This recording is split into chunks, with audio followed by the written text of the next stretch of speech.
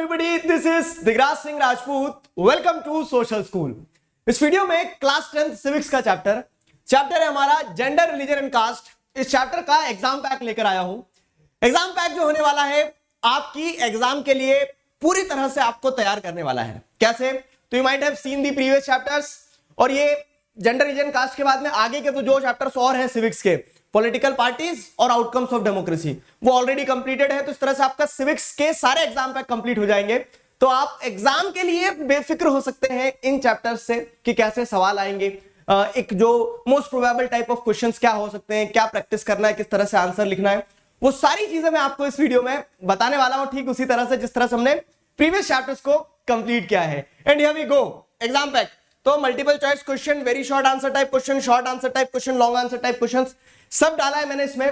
ठीक है, सारा मिर्च मसाला मिल जाएगा ताकि क्या हो, ताकि हर एक एंगल से हमें यह समझ में आ जाए कि कैसे सवाल आ सकते हैं. क्लियर? अब अगर आगे बढ़ते हैं एक कदम और, तो एक कदम और आगे बढ़ने पे हमें क्या समझ में आ रहा है कि क्वेश्चंस आएंगे आपके सामने ऐसे. तो ये जो क्वेश्चंस आएंगे आपकी स्क्रीन पर, आपको क्या करना है, क्वेश्चन देखना है. क्वेश्चन स्क्रीन पर आएगा, जवाब मन में आना चाहिए. क्वेश्चन देखना है और उसका आंसर फटाफट से रिकॉल करना है. तो ये शुरुआत के जो 8-10 क्वेश्चंस, एमसीक्यू वाले जो क्वेश्चंस रहते हैं, इनका ऑब्जेक्टिव रहता है कि थोड़ा वार्म अप हो जाए. चैप्टर आप पूरा पीछे से क्या कर ले, रिकॉल कर ले कि अच्छा ये कहानी है. क्लियर? स्टार्ट करते हैं. देखिए क्या है. Sometimes N individuals profession is also determined through the identity of his dash. एक इंडिविजुअल का जो प्रोफेशन रहता है, ठीक है, वो कैसे डिटरमाइन किया जाता है? Through the identity of his wealth, gender, caste, religion. अब अगर आप जैसे देखोगे तो एक टॉपिक आप चैप्टर में पढ़ते हो, रिकॉल करो, वो टॉपिक को रिकॉल कर लेना. आप एक चैप्टर में एक टॉपिक पढ़ते हो क्या कि सेक्सुअल डिवीजन ऑफ लेबर. ये जो सेक्सुअल डिवीजन ऑफ लेबर है वो किस चीज पर बेस्ड होता है? जेंडर पर. मेन जो होंगे they will be doing the work outside the home, और the work inside the home should be taken care by the women. ये जो सेक्सुअल डिवीजन ऑफ लेबर है ये जेंडर पर बेस्ड है. तो क्वेश्चन क्या है हमारा? Sometime the individuals profession is also determined through the identity of his gender. ठीक है, हिज और हर जेंडर. समझ में आया? तो जेंडर एक चीज हो गई, मतलब आंसर हो गया यहां पे. अगला सवाल यह है, the women's reservation bill 2010 has proposed to reserve dash of all seats in Lok Sabha for women. Women's reservation bill जो है, तो जो 2010 बिल है, अभी लॉ नहीं बना है. क्यों? क्योंकि ये पार्लियामेंट में पड़ा हुआ है, पास नहीं हुआ है अभी तक. ध्यान करो कहां पे, विमेन्स पॉलिटिकल रिप्रेजेंटेशन वाला जो टॉपिक है आपकी बुक में, तो उस टॉपिक में आपको देखने को मिलता है कि हाँ, विमेन के लिए रिजर्वेशन बिल जो है 2010 में क्या किया गया था, प्रपोज किया गया था, ताकि क्या किया जा सके, ताकि रिजर्व की जा सके 1/3 of the seats in Lok Sabha and state legislative assembly. लेकिन अभी तक वो पास नहीं हुआ है. सीट्स जो रिजर्व है वो सिर्फ कहां पर है, तो हमने फेडरलिज्म वाले चैप्टर में भी पढ़ा है, लोकल लेवल पर. ठीक है, डिसेंट्रलाइजेशन हुआ तो जब लोकल लेवल जो गवर्नमेंट्स हैं वहां पर रिजर्व है, लेकिन ऐसी ही सीट्स लेजिस्लेटिव असेंबली और लोकसभा में भी रिजर्व होना चाहिए. ये सजेशन है फॉर वुमेन्स पॉलिटिकल एम्पावरमेंट, लेकिन वो अभी तक हुआ नहीं है. उसके अगेंस्ट में बिल पेंडिंग पड़ा है. तो ये 1/3 रिजर्वेशन की मांग करता हुआ बिल जो है पेंडिंग है अभी. क्लियर है? अगला नेक्स्ट क्या है, in which of the following plays a important role in the process of election. Election process में क्या चीज जो है कि इंपॉर्टेंट रोल प्ले करती है? देखो, performance of the government, communal riots, literacy ratio, sexual division of labour. What do you think, क्या चीज इंपॉर्टेंट रोल प्ले करती है in the process of election? Performance of government, communal riots. अब बोलोगे हाँ सर दंगे हो जाते हैं तो पूरा का पूरा क्या है, चुनाव के परिणाम बदल जाते हैं. लेकिन कायदे से किस चीज को इन्फ्लुएंस करना चाहिए? परफॉर्मेंस ऑफ द गवर्नमेंट को इन्फ्लुएंस करना चाहिए in the process of election. क्यों? क्योंकि अगर आप देखेंगे तो सरकार काम करेगी तो पावर में आएगी, ये एजेंडा रहना चाहिए कायदे से. ठीक है, तो A should be the right answer, performance of the government. Next क्या है, देखिए, caste system in India leads to social inequalities in the society. Assertion दिया है, असर्शन रीजन क्वेश्चन आएंगे तो स्टेप क्या है? सिंपल सा, स्टेप 1 चेक, स्टेप 2 चेक, और स्टेप 3 में हमें देखना है कि क्या रीजन असर्शन का करेक्ट एक्सप्लेनेशन है या नहीं है. तो अगर जैसे हम बात करें क्या कि caste system in India leads to the social inequalities in society. Caste system in India leads to the social inequalities in society. Yes, caste system है, जाति के आधार पर समाज क्या है, बटा हुआ है और इनइक्वालिटीज देखने को मिलती है. सही है स्टेटमेंट, असर्शन तो सही है. Caste system is based on a pyramid structure with upper caste on the top and lower caste at the bottom. तो अब क्या रीजन सही है? Upper caste at the top and lower caste at the bottom, ये भी सही है, reason भी सही है. अब स्टेप 1 चेक हो गया, स्टेप 2 चेक हो गया, स्टेप 3 देखेंगे कि whether the reason is correct explanation of assertion और नॉट। तो caste system is based on the pyramid structure of upper caste on the top and lower caste at the bottom and due to this, ठीक है, it leads social inequality in the society. हाँ जी, सही बात है। मतलब आप देखो, सुर और ताल मिलना चाहिए, जो रीजन है वो एक प्रॉपर तर्क बनना चाहिए स्टेटमेंट का, असर्शन का, और वो यहां पे पॉसिबल होते दिख रहा है आपको। तो both A and R are true and R is the correct explanation of ए, ठीक है। तो both A and are true and R is the correct explanation of ए। तो option number A is the right answer, ठीक है। Option number A is the right answer for this question. Option number A is the right answer. Next, which of the following is an incorrect measure to limit the atrocities of communalism in India? Incorrect measure बताया गया है, communalism को आपको control करना है। अब communalism क्या है? तो आप जब सोसाइटी को आप जब रिलीजियस बेसिस पर लेकर चल रहे हो, जब आप सोसाइटी का कंपोजिशन ही किस हिसाब से देख रहे हो, रिलीजन के हिसाब से देख रहे हो, ठीक है। तो कौन सा स्टेटमेंट इनकरेक्ट है, ठीक है, to limit the atrocities of communalism. तो यहां पे जैसे देखेंगे, law should be made to stop the parties from using religion to their advantage. ये तो सही बात है, अगर आप ये कर दोगे तो आप क्या कर दोगे, एक तरह से रोक लगा दोगे कि रिलीजन का इस्तेमाल ना किया जाए पॉलिटिकल पार्टीज के द्वारा अपने फायदे के लिए। फाइन। अगली चीज क्या है? People should not be used as vote banks. लोग जो है उन्हें वोट बैंक की तरह इस्तेमाल ना किया जाए, धर्म के आधार पर वोट बैंक की तरह इस्तेमाल किया जाता है कि हिंदू इस पार्टी के, मुस्लिम इस पार्टी के, ठीक है, वो नहीं होना चाहिए। सही बात है। हमें क्या पता करना है? इनकरेक्ट। मैंने पहले भी बताया आपको एग्जाम पैक्स में क्या, कि जब भी पढ़ो तो इस चीज का विशेष ध्यान रखना कि करेक्ट इनकरेक्ट क्या लिखा आ रहा है स्टेटमेंट में, वो चीज विशेष रूप से ध्यान रखिएगा, ठीक है। तो people should not be used as a vote banks. Political party should stop using religious sentiments.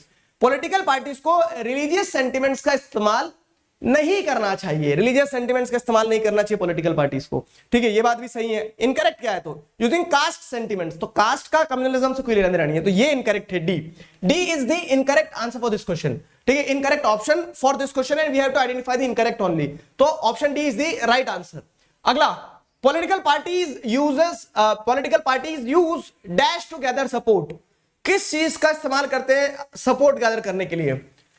Patriarchy, gender discrimination, feminism, caste sentiments. तो देखो, पेट्रियार्की से, जेंडर डिस्क्रिमिनेशन से, फेमिनिज्म से पॉलिटिकल पार्टीज को कोई सपोर्ट नहीं मिलता, लेकिन हाँ, कास्ट के नाम पे कि हम क्या है, इस कास्ट की पार्टी है या फिर हम इन कास्ट के लोगों के लिए सही करेंगे। मतलब फॉर एग्जांपल हम जाट्स के लिए, राजपूत के लिए, मराठा के लिए, जिस भी तरह से कास्ट सेंटिमेंट्स को अपील करके पॉलिटिकल पार्टीज पावर में आने की कोशिश करती है, तो हम क्या देखते हैं कि political parties use caste sentiments to gather support.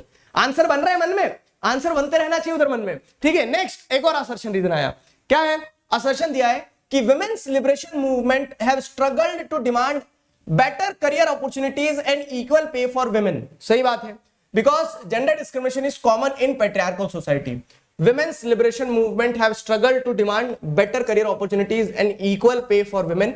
Assertion सही है क्या? हाँ, विमेन लिबरेशन मूवमेंट जो है तो उन्होंने स्ट्रगल किया ऐसी चीज के लिए कि करियर अपॉर्चुनिटीज, इक्वल पे हो, ये सारी चीजें। अगला पॉइंट, ये रीजन ये दे रहा है, क्या रीजन दे रहा है? कि gender discrimination is common in the patriarchal society.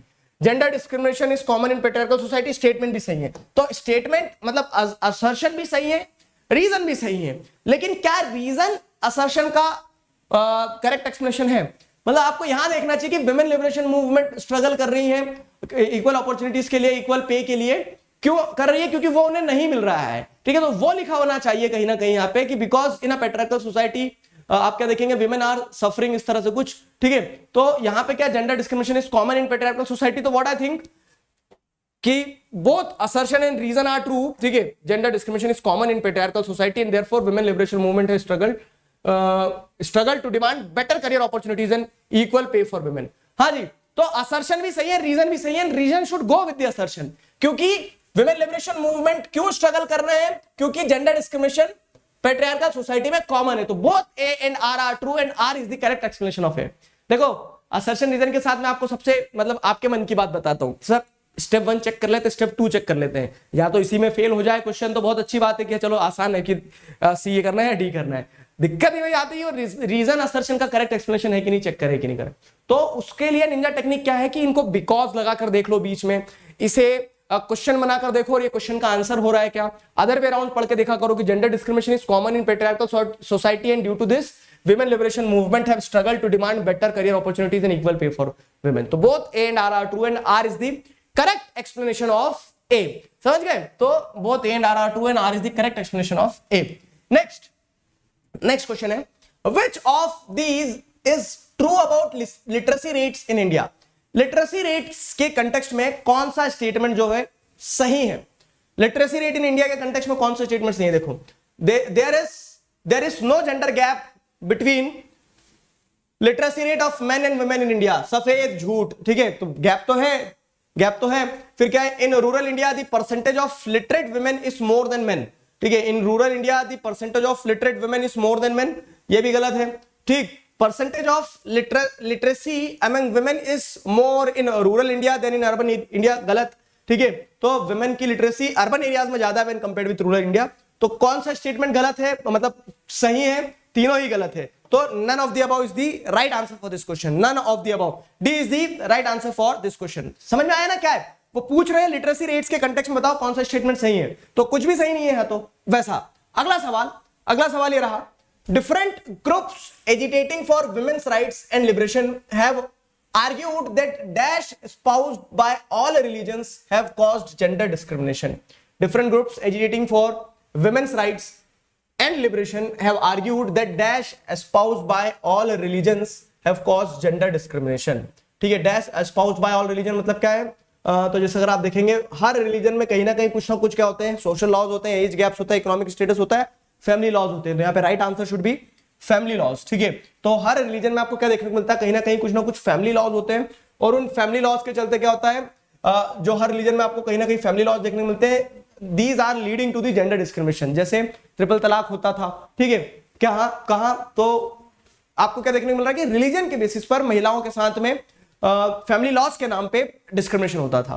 ठीक है, होता है आज भी. और तो family laws is the right answer for this question. Next question. तो ये 10 हमारे क्या हो गए? एमसीक्यूज कंप्लीट हो गए. कमेंट सेक्शन में बताना मुझे कि कितने एमसीक्यूज आपके सही रहे, मतलब आप कितने आइडेंटिफाई कर पाए थे कि हाँ ये इसका आंसर ही जाएगा, इसका आंसर ही जाएगा. मैंने क्या बोला है कि हम लोग मन से जुड़ो तो मतलब आंसर दोगे, मुझे पता चल जाएगा. ठीक है, तो आई गेस क्वेश्चंस इजी थे, ऐसा कोई बहुत ज्यादा डिफिकल्ट नहीं थे, लेकिन थोड़ा सा एक वार्म अप हो गया. चैप्टर जो है ऑटो की तरह है, जेंडर, रिलीजन, कास्ट, 3 पिलर्स पर चैप्टर बेस्ड है. जेंडर पॉजिटिव होता है. ठीक है, जेंडर को हाईलाइट करना, जेंडर डिवीजन को हाईलाइट करना पॉलिटिक्स में इज अ पॉजिटिव एस्पेक्ट. ठीक है, जेंडर हो गया. रिलीजन जो है तो रिलीजन को हाईलाइट करना is not so positive.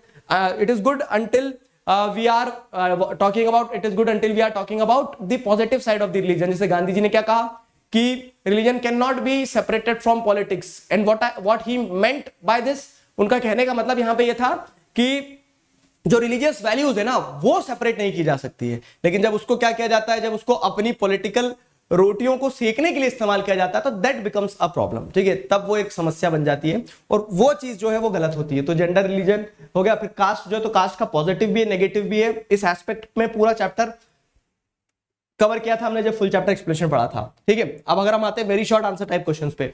Again देखो, आई थिंक कि मुझे बार बार आपको वो नहीं बताना पड़ेगा क्या कि एग्जाम पैक का पैटर्न क्या है. पैटर्न सिंपल सा है कि यहाँ जो क्वेश्चन मैं वेरी शॉर्ट आंसर टाइप में डालता हूं तो ये ऐसे क्वेश्चन होते हैं जो डिफाइन टाइप में पूछे जा सकते हैं, जो शॉर्ट आंसर बन के आने की जिनकी पॉसिबिलिटी ज्यादा है. ऐसे एक एक शब्द जिन पे सवाल बन के आ जाता है, वो सारी चीजें हम वेरी शॉर्ट आंसर टाइप में डालते हैं. जैसे यहाँ क्या है, सेक्सुअल डिवीजन ऑफ लेबर, और ये इंपॉर्टेंट है इस पार्ट से.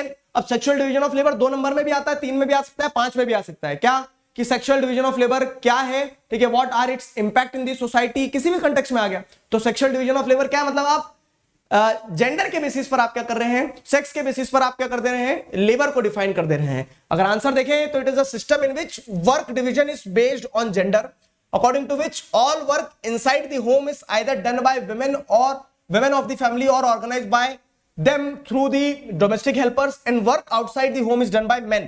ठीक है, तो ये सेक्सुअल डिवीजन ऑफ लेबर हो गया. समझ में आया? Sexual division of labour simple ये क्या कह रहा है कि काम या तो खुद महिलाएं कर रही है या फिर डोमेस्टिक हेल्पर्स का काम, मदद लेके काम करवा रही है घर का, और घर के बाहर के काम जो है वो पुरुष करेंगे. ठीक है, तो क्योंकि वो महिला है, क्योंकि वो पुरुष है, तो इस हिसाब से उनके काम डिसाइड कर दिए गए. तो ये सेक्सुअल डिवीजन ऑफ लेबर. इसका इंपैक्ट क्या है? इसका इंपैक्ट ये हुआ कि विमेन जो है तो आउटसाइड स्फीयर से इंटरैक्ट नहीं कर पाती है, therefore their political representation does not take place. ठीक है, ना पॉलिटिकल रिप्रेजेंटेशन हो रहा है, ना उनका एम्पावरमेंट हो रहा है, और इसी के चलते उन्हें सफर करना पड़ता है. समझ में आया? इसी के चलते उन्हें सफर करना पड़ता है. अगर सेक्सुअल डिवीजन ऑफ लेबर हो गया. अगला है feminist. What do you understand bye feminist? तो फेमिनिस्ट मतलब क्या? Feminist is that person who believes in this idea. किस आइडिया में बिलीव करता है वो? कि मेन और विमेन दोनों के बीच में कोई डिवीजन नहीं होना चाहिए, both should be treated equally. तो ये फेमिनिस्ट वर्ड होगा, मतलब ये फेमिनिस्ट होगा एक इंसान। तो फेमिनिस्ट क्या है? women or men who believes in the equal rights and opportunities for women and men and raise voice for such equality। ठीक है, तो जो इक्वल राइट्स में विश्वास रखता है और ऐसी इक्वालिटी के लिए जो आवाज उठाता है वो एक फेमिनिस्ट होता है। फेमिनिस्ट एक मेन भी हो सकता है, फेमिनिस्ट एक विमेन भी हो सकती है। समझ गए? तो ये very short answer type questions में आपने जैसे सेक्सुअल डिवीजन ऑफ लेबर देख लिया, फेमिनिस्ट देख लिया। आगे क्या है? Patriarchal society. पैट्रियार्कल सोसाइटी से आपको क्या समझ में आता है? तो पैट्रियार्कल सोसाइटी से सिंपल सी चीज ये है कि patriarchal society is a type of society in which it is being conceived, it is being perceived that rule should be by the father। ठीक है, फादर या फिर मेल मेंबर जो होगा फैमिली का वो रूल करेगा, डिसीजन सारे कौन लेगा? एक मेल मेंबर लेगा। तो ऐसी सोसाइटी जब आप परसीव करके चलते हो, ठीक है, तो वो पैट्रियार्कल सोसाइटी। और इसका अपोजिट मैट्रियार्कल सोसाइटी क्या हो जाएगा? तो जहां पे आप रूल बाय मदर की बात करोगे तो वो मैट्रियार्कल सोसाइटी हो जाएगा। तो पैट्रियार्कल और मैट्रियार्कल दोनों एक दूसरे से जुड़े हुए से लग रहे हैं। तो very short answer type question में अगर पैट्रियार्कल सोसाइटी पे सवाल आता है तो सिंपल रहेगा, सटीक रहेगा कि एक ऐसी सोसाइटी इमेजिन करना जहां पे आप क्या मान के चल रहे हैं, जहां पे आप ये मान के चल रहे हैं कि rule by male member of the family होना चाहिए। तो patriarchal society literally means a system of rule by male। Patriarchy is a social system in which men hold primary power, moral authority, special privilege and control over property and takes all the decision। तो men जो है, ठीक है, mail जो है family में वो dominate करेगा, ये पैट्रियार्कल सोसाइटी हो गई। ठीक है, मेल डोमिनेशन मतलब पैट्रियार्कल सोसाइटी। अगला क्या है? Family laws. फैमिली लॉज से आपको क्या समझ में आता है? देखो, तो फैमिली लॉज की अगर बात करें तो those laws that deal with family related matters such as marriage, divorce, adoption, inheritance etc। तो हमने देखा कि हर सोसाइटी में क्या होते हैं, हर रिलीजन में अपने अपने फैमिली लॉज होते हैं। जैसे आप देखेंगे क्या, तो हिंदू सक्सेशन एक्ट, ये तो खैर बिल हो गया, लेकिन आप जिस देखेंगे तो हिंदू अनडिवाइडेड फैमिली लॉज वगैरह इस तरह से रहते हैं। फिर उसके बाद में शरीयत लॉज हो गए इस्लाम में। तो हर एक धर्म में आपको क्या देखने को मिलते हैं? फैमिली लॉज देखने को मिलते हैं। और उन फैमिली लॉज में जो फैमिली से रिलेटेड मुद्दे रहते हैं उस पर डिसीजन या फिर रूल्स रेगुलेशंस रहते हैं। ठीक है, और एट टाइम्स क्या होता है, ये फैमिली लॉज जो होते हैं तो सोसाइटी में क्या करते हैं? डिस्क्रिमिनेशन क्रिएट करते हैं, स्पेसिफिकली मोर अगेंस्ट वुमेन। तो वो फैमिली लॉज वाली चीज होगी। तो those laws that deals with family related matters such as marriage, divorce, adoption, inheritance etcetera in our country. Different family laws apply to followers of different religions. अलग अलग धर्म के लोगों के ऊपर अलग अलग प्रकार के फैमिली लॉज अप्लाई होते हैं। ठीक है, ये फैमिली लॉज हो गया। फैमिली लॉज के बाद में अगला कम्युनलिज्म। कम्युनलिज्म, ये आप देखो वही वाली बात है कि टॉपिक एक ऐसा टॉपिक है कि जो सीधा what do you understand bye communalism 2 number में पूछ लिया। और यही जो है कम्युनलिज्म को डिफाइन करो, what are the various forms it can take, how what is the basic idea behind communalism. और कम्युनलिज्म पे क्वेश्चन आने की पॉसिबिलिटी वही गट फीलिंग वाली बात बता रहा हूं, हाईएस्ट रहती है। ठीक है, तो क्या समझ में आ रहा है आपको कम्युनलिज्म से? तो कम्युनलिज्म की अगर हम बात करें तो कम्युनलिज्म सिंपल सी चीज क्या दर्शाता है कि एक ऐसा बिलीफ, एक ऐसी आइडियोलॉजी जहां पे आप क्या करते हैं, जहां पे आप ये परसीव करके चलते हो कि सोसाइटी जो है, तो society should be based on the basis of religion. People belonging to one religion have the common interest. तो उसके लिए उनके पास में पॉलिटिकल पावर होना चाहिए। दूसरे रिलीजन के लोग either they should live as a subjugated section या फिर उन्हें देश छोड़ के चले जाना चाहिए। जब आप क्या कर रहे हो, जब आप सोसाइटी को रिलीजन के बेसिस पर कंसीडर करके चलते हो ना, तो वो कम्युनलिज्म हो जाता है। अब आईएज्म है तो क्या निंजा टेक्निक सिखाई मैंने, जहां आईएज्म दिख जाए वहां सिंपल सा लिख देना, सीधा आइडियोलॉजी होती है सर ये। ठीक है, तो कम्युनलिज्म क्या है? तो communalism is an ideology whereby it is believed that people belonging to same religion should form a nation and in the process power of state is used। ठीक है, अब लोग मान रहे हैं कि people belonging to same religion should have power, वहां तक ठीक है, लेकिन उसके साथ साथ आपको एक चीज का ध्यान रखना होगी कि लोग मान रहे हैं और सरकार भी सपोर्ट कर रही है। लोग मान रहे हैं वहां तक ठीक है, सरकार भी सपोर्ट कर रही है, दैट इज द प्रॉब्लम। ठीक है, तो communalism is an ideology whereby it is believed that people belonging to same religion should form a nation and in this process the power of state is used to establish domination of one religious groups over the rest। ठीक है, power of state की power का इस्तेमाल किया जा रहा है to establish the domination of one religion over the other. ठीक है, ये हो गया। उसके बाद में क्या है? Secularism, secular state. अब कम्युनलिज्म अगर समस्या है, ये अगर सिरदर्द है तो ये सिरदर्द की दवा है। कैसे? सेक्युलरिज्म मतलब क्या है? धर्मनिरपेक्षता। यहां पे धर्म के हिसाब से आप सोसाइटी को कंसीडर कर रहे हो और सेक्युलरिज्म में आप धर्मनिरपेक्षता की बात कर रहे हो। कैसे? तो सेक्युलरिज्म में आप क्या बात कर रहे हैं कि society should B religious neutral, जहां पे स्टेट क्या ध्यान रखे कि neither it is promoting any religion nor it is denying any religion, all the religion should be treated equally. ऐसी सोसाइटी में आप क्या कहोगे कि धर्म के बीच में आपस में झगड़े होंगे ही नहीं, तो वो सेक्युलरिज्म कहलाता है। ठीक है, वो सेक्युलरिज्म कहलाता है। तो जैसे हम यहां देखें तो secularism refers to the separation of religion from the state। ठीक है, separation of religion from the state secularism हो जाएगा। secularism refers to the separation of religion from the state। it means that the state should not discriminate among its citizens। State जो होगा उसे अपने citizens के बीच में डिस्क्रिमिनेट नहीं करना चाहिए। ठीक है, स्टेट को क्या करना चाहिए, सीधी सी चीज बताएगी, स्टेट जो होगा, जो गवर्नमेंट जो होगी वो अपने लोगों के बीच में डिस्क्रिमिनेशन ना करे on the basis of religion. ठीक है, it should neither encourage nor discourage the followers of any religion. ठीक है, तो ना किसी धर्म के लोगों को एनकरेज किया जाए, ना किसी धर्म के लोगों को डिस्करेज किया जाए। ये क्या हो जाएगा, ये सेक्युलरिज्म का कॉन्सेप्ट हो जाएगा बेसिक, मतलब धर्मनिरपेक्षता, सिंपल सी चीज है। अब ये सेक्युलरिज्म मैंने आपको डिफाइन टाइप में दे दिया, यही चीज क्वेश्चन में आ सकती है कि what are the provisions in our constitution regarding secularism. Secularism के कंटेक्स्ट में हमारे कॉन्स्टिट्यूशन में क्या क्या प्रोविजंस है, sorry suffering from cough and cold, तो ऐसे बीच में ब्रेक आते रहेंगे। तो सेक्युलरिज्म की अगर हम बात करें तो सेक्युलरिज्म में क्या है, सिंपल सी चीज है, इसको क्वेश्चन के फॉर्म में ऐसा भी पूछा जा सकता है 3 नंबर 5 नंबर में। कैसे कि बताओ जरा फटाफट से कि what are the provisions in the constitution which makes India a secular country. What is secularism, वो तो आपने देख लिया डिफाइन टाइम में, लेकिन इंडिया सेक्युलरिज्म है ऐसा कैसे बोल सकते हो, तो आप क्या बोलोगे, कोई रिलीजियस डिस्क्रिमिनेशन नहीं है, कोई स्टेट का स्टेट स्पॉन्सर्ड रिलीजन नहीं है। ठीक है, उसके बाद में क्या है, एट टाइम्स गवर्नमेंट इंटरवीन करती है लॉ एंड ऑर्डर स्टैब्लिश करने के लिए, और एट टाइम्स गवर्नमेंट रिट्रीट करती है। तो वो आगे क्वेश्चन भी डाला है मैंने, तो उस तरह से आपको सेक्युलरिज्म की और क्लैरिटी मिल जाएगी। समझ में आया, वो चीज रहती है। तो सेक्युलरिज्म, सेक्युलर स्टेट, कम्युनलिज्म, ये सारा सब कुछ। आगे बढ़ते हैं, आगे क्या है, hereditary occupational division. Hereditary occupational division आपको क्या समझ में आता है। ठीक है, तो अब देखो मैंने क्या किया है, अगर आप ऑब्जर्व करोगे तो चैप्टर की स्टार्टिंग से जेंडर पार्ट से, जेंडर से क्या क्या शॉर्ट आंसर बन सकते हैं, वेरी शॉर्ट आंसर। रिलीजन से क्या बन सकते हैं, कास्ट पे आए तो कास्ट में जैसे एक शब्द लिखा है हेरिडेटरी ऑक्यूपेशनल डिवीजन, इसका आंसर आप ढूंढते होंगे सर समझा दो बस, अगर मतलब समझ आ गया लेकिन लिखे कैसे उसको, तो सिंपल सी चीज है, occupational division which is based on hereditary system. ठीक है, जहां पे क्या है कि जहां पे आपको क्या देखने को मिल रहा है कि people are divided on the basis of their occupation. अगर मान लो कोई शूद्र वाला काम कर रहा है तो शूद्र, कोई अगर ब्राह्मण वाला काम कर रहा तो वो ब्राह्मण, एंड दिस इज हेरिडेटरी, मतलब ये पास ऑन होते आ रहा है। Originally it was not hereditary but over the period of time it was made hereditary. ठीक है, तो हेरिडेटरी ऑक्यूपेशनल डिवीजन क्या लिखेंगे, सिंपल देखो अच्छी डेफिनेशन बनाइए, it refers to the occupational division among the people which is based on the hereditary system. ठीक है, मतलब हेरिडेटरी सिस्टम यानी क्या होता है, वंशवाद, मतलब हेरिडेटरी यानी कि वंश दर वंश चला आ रहा है। ठीक है, ऑक्यूपेशनल डिवीजन कि कौन क्या काम करेगा वो वंश के हिसाब से, कि हाँ दादाजी भी यही थे, पिताजी भी यही थे, बच्चे भी यही और बच्चे के बच्चे भी यही होंगे, ऐसा। ठीक है, whereby a society is divided on the basis of occupation and the occupation are passed on from one generation to another, therefore it is known as hereditary occupational division। है ना, सिंपल सटीक डेफिनेशन। तो ये simple सटीक definition आपको यहां पे ध्यान रखना है हेरिडेटरी ऑक्यूपेशनल डिवीजन के कंटेक्स्ट में।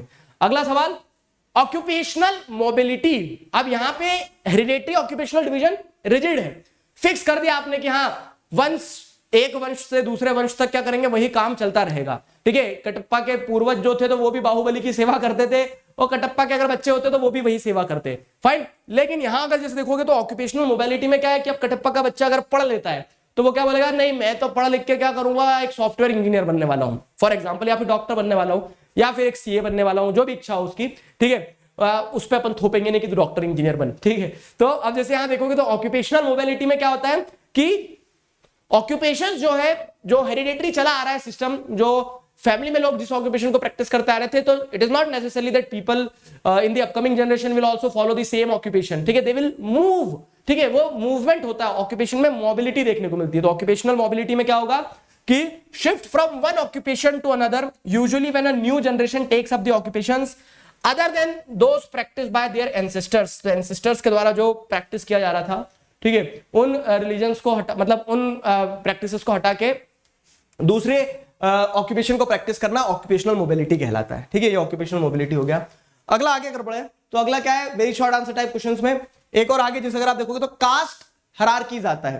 कास्ट हायरार्कीज से आपको क्या समझ में आ रहा है कि आप जैसे देखेंगे कि कास्ट जो है ना, कास्ट सिस्टम में आपको क्या देखने को मिलता है कि सारी कास्ट इक्वल नहीं होती है। कुछ कास्ट को अपर कास्ट माना जाता है, कुछ कास्ट को लोअर कास्ट माना जाता है। तो उसके चलते क्या एक हायरार्की बनती है कि whether in this system where some casts are treated as upper caste and they are ranked on the top, whereas some casts are treated as lower caste and they are ranked on the lower rung। ठीक है, तो इस तरह से क्या हो रहा है, आपको कास्ट में हायरार्की देखने को मिलती है।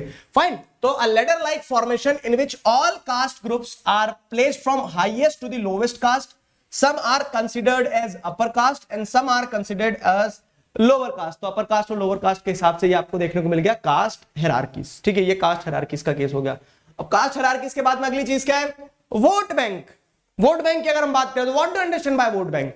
वोट बैंक सिंपल सी चीज ये कहता है कि जब आप क्या कर रहे हैं, जब आप एक तरह से वोट बैंक में आपको क्या देखने को मिलता है कि जब आप किसी एक ग्रुप को ऐसा कंसिडर करके चलते हैं, किसी एक ग्रुप को आप कैसे कंसिडर करके चलते हैं कि एक स्पेसिफिक ग्रुप जो होगा वो किसी एक स्पेसिफिक कास्ट को ही वोट देगा। ठीक है, तो आप क्या बोल देते हैं कि दिस कास्ट को नहीं, किसी एक पॉलिटिकल पार्टी को ही वोट देगा। तो हम क्या कह लेते हैं कि this caste is the vote bank of this political party. ठीक है, वोट बैंक का मतलब ऐसा नहीं कि पैसे मिल रहे होंगे वहां से कहीं वोट दो और पैसे मिलेंगे। वोट बैंक का सिंपल मीनिंग यही है क्या कि vote bank is a group of people who can be relied upon two vote together in support of the same party. मतलब ग्रुप ऑफ पीपल जिनके ऊपर विश्वास ऐसा किया जा सकता है, जिन्हें ऐसा माना जा सकता है, जिन पे ऐसा रिलाय कर सकते हैं हम कि ये इनको ही वोट देंगे, ये इस पॉलिटिकल पार्टी को ही वोट देंगे। होता है ना कभी कभी बहुत सारे कास्ट ग्रुप्स, बहुत सारे रिलीजियस ग्रुप्स ऐसा कंसीडर करके चला जाता है कि ये इन्हीं को, इसी पॉलिटिकल पार्टी को वोट देंगे, है ना, तो वो वोट बैंक होता है। तो when people say that any caste is a vote bank of one party, जैसे लोग बोलते हैं कि हाँ caste A is the vote bank of political party B, तो आप क्या बोल रहे हो, तब आप ये बोलते हैं कि it usually means that large proportion of the voters from that caste और दैट रिलीजन, ठीक है, वोट फॉर दैट पार्टी, तो वो वोट बैंक कहलाता है। तो ऐसे हमने न्यूज मीडिया वगैरह में सुना होगा, तो वो एंकर ऐसे ही बोलते हैं कि इस धर्म के लोग, इस जाति के लोग इस पॉलिटिकल पार्टी का वोट बैंक है। तो वो वोट बैंक से मतलब यही होता है कि जब देखो समझ आ जाता है, एक प्रॉब्लम जो मैं आपकी समझ सकता हूं, बहुत जोर से समझ सकता हूं, वो क्या है कि समझ तो आ जाता है सर, लेकिन वो दिक्कत कहां जाती है, दिक्कत यहां जाती है कि हमें लिखते नहीं बनता है ना, तो वो वाला केस रहता है यहाँ पे। अभी आपको क्लैरिटी होगी लिखना कैसे है, ठीक है। तो वोट बैंक हो गया। वोट बैंक के बाद में एक और शब्द जो है, जैसे कम्युनलिज्म पढ़ा हमने, फेमिनिज्म पढ़ा, वैसे ही कास्ट के कंटेक्स्ट में कास्टिज्म होता है। कास्टिज्म से आपको क्या समझ में आता है, देखो तो कास्टिज्म मतलब सिंपल सी चीज ये है कि जब आप सोसाइटी को कास्ट के बेसिस पर कंसीडर करके चलते हो, कम्युनलिज्म में रिलीजन के बेसिस पर कंसीडर करके चल रहे थे, कास्टिज्म में आप सोसाइटी को कास्ट के बेसिस पर कंसीडर करके चलते हो, जहां पे आप कास्ट को सोल बेसिस मानते हो, उस हिसाब से फिर सोसाइटी परसीव करी जाती है। तो कास्टिज्म में क्या हो जाएगा कि एक कास्ट के लोग एक ही क्लोजली रिलेटेड सोसाइटी में रहेंगे, उनके इंटरेस्ट एक होंगे, फाइन, तो वो कास्टिज्म का वो हो जाएगा। जैसे कास्टिज्म का एक क्रूड एग्जांपल क्या है, जो मैंने आपको बताया कि जब शादी करने की बारी आती है तो कितना ही पढ़ लिख ले इंसान, कितने ही पैसे कमा ले, कितना ही सो कॉल्ड सिविलाइज हो जाए, लेकिन कहलाएगा क्या कि नहीं, शादी करना है तो समाज की लड़की या फिर लड़का देखा जाए, तो वो कास्टिज्म होता है। तो belief system where caste is considered as the basis of society, where hereditary occupational division was sanctioned by rituals, members of same caste group are supposed to form a social community. Casteism prefers marriage within the same caste group. It also prohibits eating with members from the other caste group. ठीक है, other caste group जो members हैं तो उनके साथ में खाना नहीं खाना है।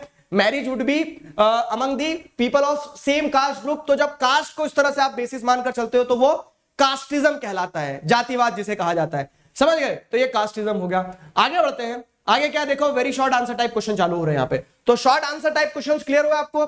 शॉर्ट आंसर टाइप क्वेश्चंस में जो कोर कॉन्सेप्ट है, कोर कॉन्सेप्ट यही रहता है कि आपको जो कीवर्ड टाइप के क्वेश्चन रहते हैं वो समझ में आ जाए कि कैसे सवाल बन के आ सकते हैं एग्जाम में, ठीक है। अब अगर हम बढ़े आगे तो शॉर्ट आंसर टाइप क्वेश्चन मतलब ये 3 नंबर के होते हैं। अब 3 नंबर के होते हैं लेकिन 5 पे भी पूछा जा सकता है। लेट्स से फॉर एग्जांपल आप बोलोगे सर जेंडर वाला तो छोड़ दिया, तो जेंडर वाले मैंने 5 नंबर में क्वेश्चन डाल दिए।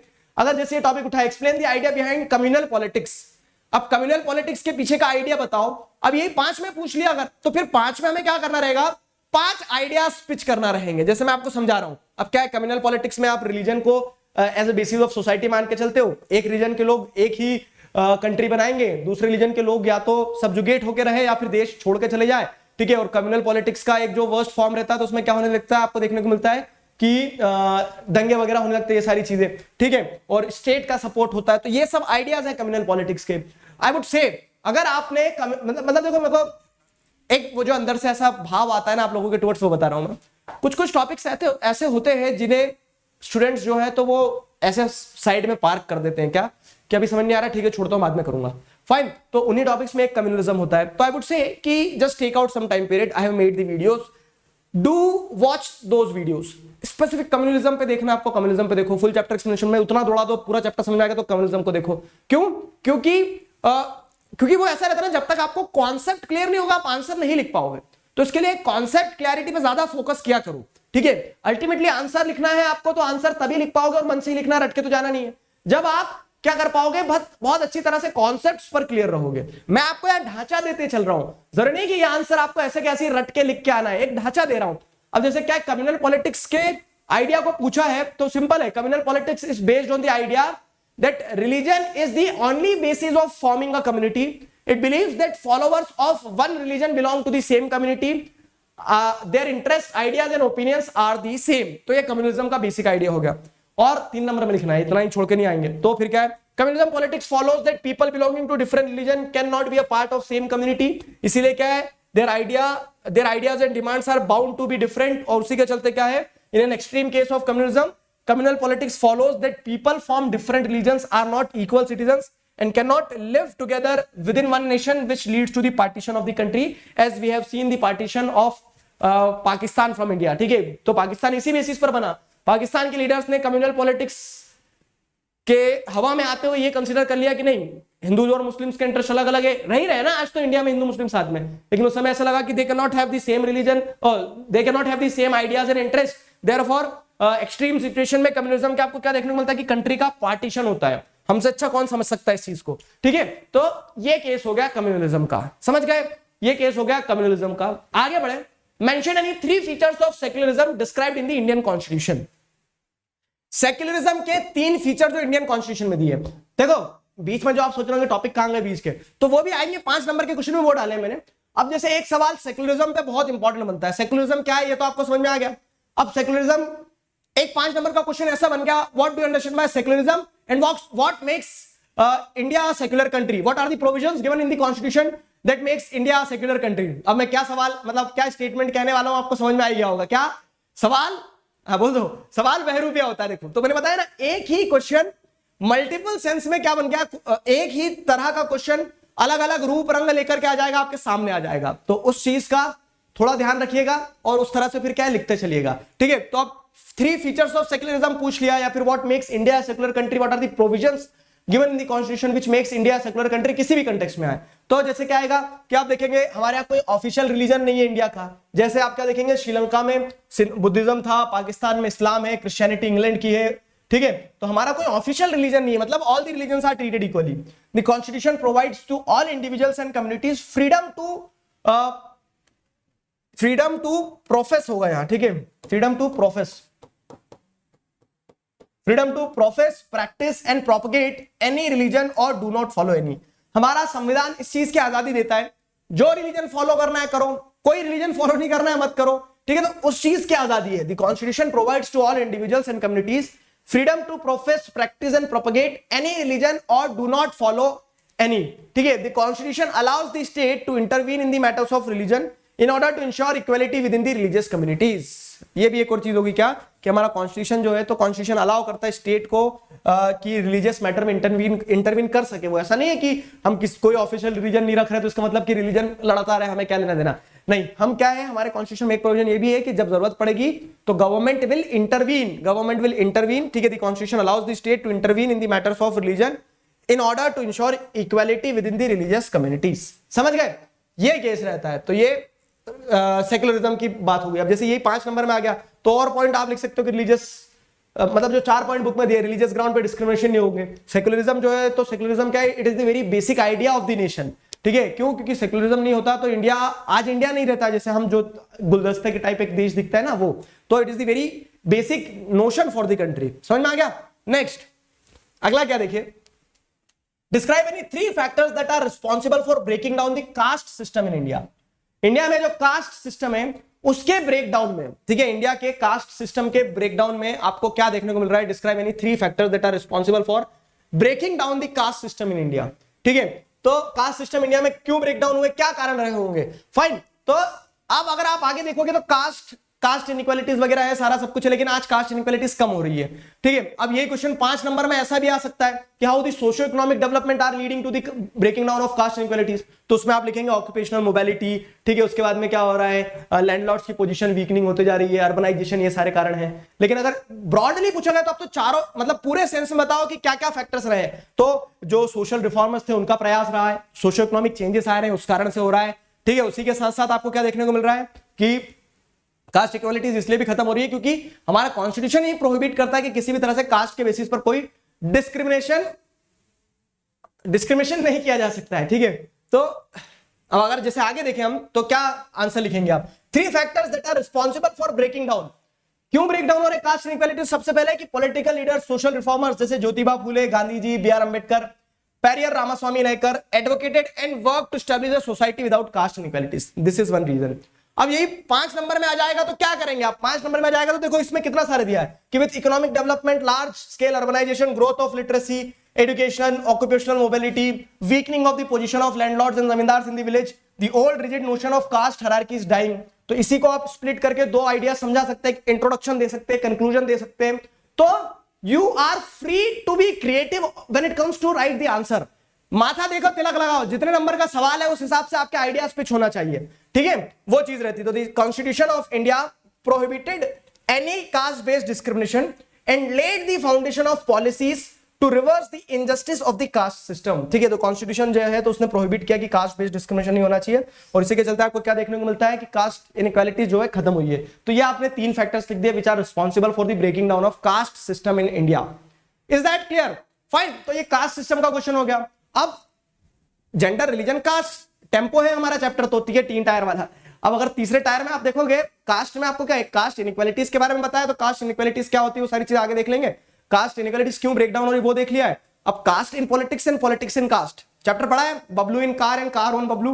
तो उस हिसाब से क्या है, कास्ट इन पॉलिटिक्स की बात की जा रही है। तो हाउ कास्ट, ठीक है, ये देखो caste can take several form in politics, तो जो प्रीफिक्स रहता है उसे ध्यान रखना है आपको। कास्ट क्या क्या फॉर्म ले सकती है पॉलिटिक्स में, दिस इज द क्वेश्चन। तो आप देखोगे कास्ट कैसे इन्फ्लुएंस करती है पॉलिटिक्स को, सवाल ऐसे बन के आ गया अगर। ठीक है, तो कुल मिला के कास्ट क्या रोल प्ले कर रही है पॉलिटिक्स के साथ, कास्ट कैसे इन्फ्लुएंस कर रही है पॉलिटिक्स को, वो सवाल है। तो अब आप क्या लिखेंगे उसमें सिंपल सी चीज लिखेंगे, कास्ट जो होती है तो कास्ट क्या करती है, कास्ट के बेसिस पर जैसे अगर आपको देखने को मिलेगा कि कास्ट के बेसिस पर क्या हो रहा है, डिस्क्रिमिनेशन होता है। कैसे डिस्क्रिमिनेशन होता है? ठीक है, मतलब डिस्क्रिमिनेशन तो होता ही है, लेकिन कास्ट पॉलिटिक्स में कैसे इंपॉर्टेंट रोल प्ले कर रही है। तो कोई भी पॉलिटिकल पार्टी किसी भी कैंडिडेट को टिकट देने से पहले ये देखते हैं कि उस कॉन्स्टिट्यूएंसी में किस कास्ट के लोग ज्यादा है, तो प्रेफर ये किया जाता है कि जिस कास्ट का दबदबा ज्यादा है तो उस कास्ट के इंसान को वहां टिकट दे दी जाए। ठीक है, तो ऐसे कास्ट इन्फ्लुएंस करती है पॉलिटिक्स को। फिर आप क्या देखते हो, फिर आपको देखने को मिलता है कि पॉलिटिकल पार्टीज कास्ट सेंटिमेंट्स को अपील करती है। फाइन, कास्ट सेंटिमेंट्स का मतलब क्या है कि किसी कास्ट ग्रुप के कोई लीडर है, हिस्टोरिकल फिगर रहे हैं। फॉर एग्जाम्पल जैसे महाराष्ट्र में पॉलिटिकल पार्टीज क्या करती है, महाराज छत्रपति शिवाजी जो है, तो उनके सेंटिमेंट्स के थ्रू क्या करती है, महाराष्ट्र की जनता को क्या करती है, अपनी तरफ अट्रैक्ट करने की कोशिश करती है। तो कास्ट राजस्थान में जैसे अगर आप देखोगे तो पॉलिटिकल पार्टीज महाराणा प्रताप जो है, ठीक है, तो उन्हें उनके सेंटिमेंट्स का इस्तेमाल करते हुए अपने लिए सपोर्ट गेन करने की कोशिश करती है। तो यही पॉइंट है क्या कि how caste can take several forms in politics. तो कास्ट सेंटिमेंट्स जो होते हैं, तो कास्ट सेंटिमेंट्स क्या करते हैं, एक तरह से अपील करते हैं, किसे कास्ट सेंटिमेंट्स जो रहते हैं तो अपील करते हैं मासेस को और अपना सपोर्ट गेन करते हैं। फिर उसके बाद में आपको ये भी देखने को मिलता है क्या कि कास्ट पॉलिटिक्स में ऐसे भी रोल प्ले करती है कि अब क्योंकि यूनिवर्सल अडल्ट फ्रेंचाइजी है, तो जो जिन कास्ट को पहले सो कॉल्ड इंफीरियर कंसीडर किया जाता था, अब सारी कास्ट इक्वल रोल प्ले करती है। तो हर कास्ट को कहीं ना कहीं क्या करते हैं, पॉलिटिक्स में इंक्लूड करने की कोशिश करते हैं, so that they can increase their vote bank. समझ गए?